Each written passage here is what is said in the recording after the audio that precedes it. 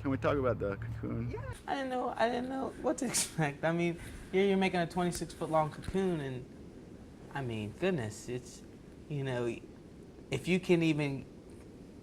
want to get your head wrapped around it, it's difficult. At the end, we're going to have a cocoon, but it's not it should look like this because this is what the last three have looked like. They wanted the idea of the cocoon to have a feeling of busting or bursting, just because it's almost at that peak, that climax stage where it's just about to happen.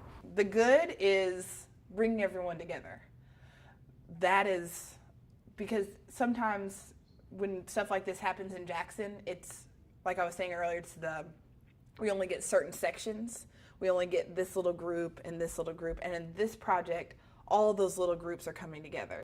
It's great. I mean, it's bringing the Jackson community together. It's giving people a chance to interact with the kind of people they would have never got a chance to interact with. It's like, and the making of the small cocoons, like to show the whole community as one.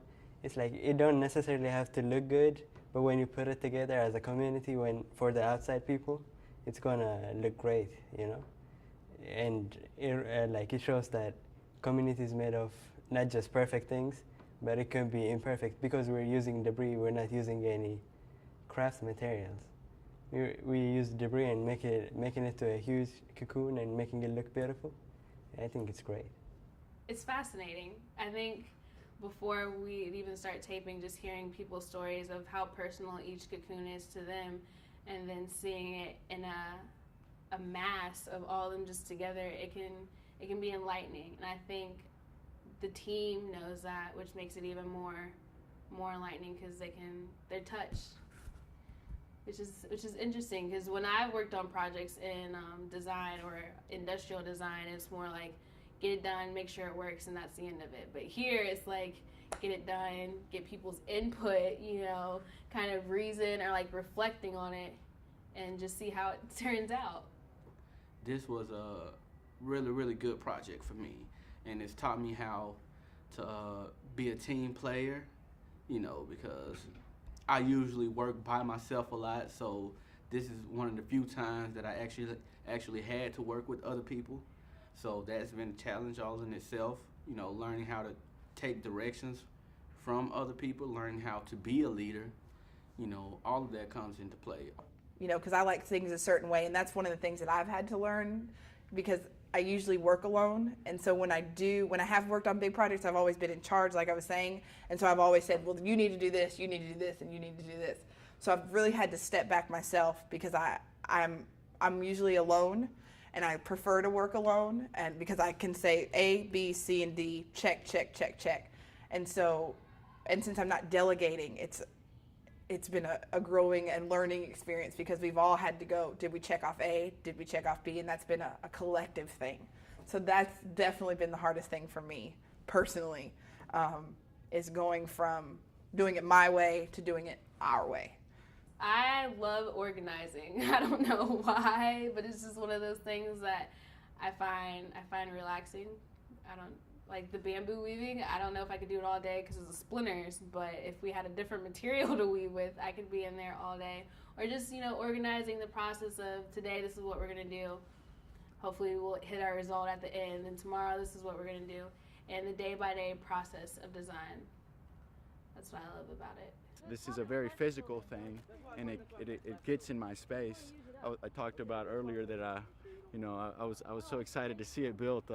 Some agile person could possibly climb this thing. Another one of my favorite parts is just seeing people in their essence of making their cocoons. You know, like you get this zen-like focus where you're like, no, I don't want that. Maybe I do want it. No, I don't want to glue it on yet. And just like rummaging through whatever we have to find certain pieces. Because there's some pieces I wouldn't use, or I wouldn't even know where to put it at in my piece. And other people's like, that's perfect. I'm like, all right, well, what's it going to be, or what's it going to represent to you? What happens is usually is you get this little group, and then, oh, they think it's great, but they never come together all at once. And so with the little cocoons, it's awesome because you get to see those little sections of Jackson and their different takes on what's going on, their different take on what's happening. And so it's you see this one little group of cocoons from Brown, and then you see a Germantown, and they're so similar, but they're so different. And those are completely, one's 15 miles away from the other one, but they all see Jackson in the same, there's a common bind or common thing in all of them. And so that's been the most exciting thing for me on this one, definitely. The logistics of everything is the hard part right now.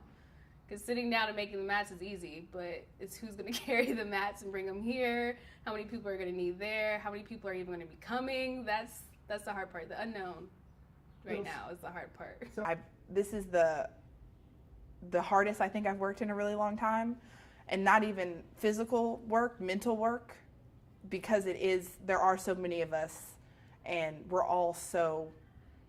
so far from each other, but coming together in this has made us all work really, really, really hard. And I'm not physical again, but just mentally, it's made us problem solving all the time problem solving.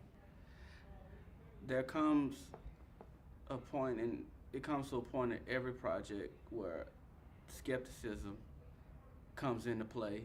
And, skepticism from other people about what you're doing, skepticism from your own self, because sometimes, as an artist, as a human being, you may doubt your own ability at times. And, there have been a couple points during this project where I didn't know exactly how I would solve a problem, but I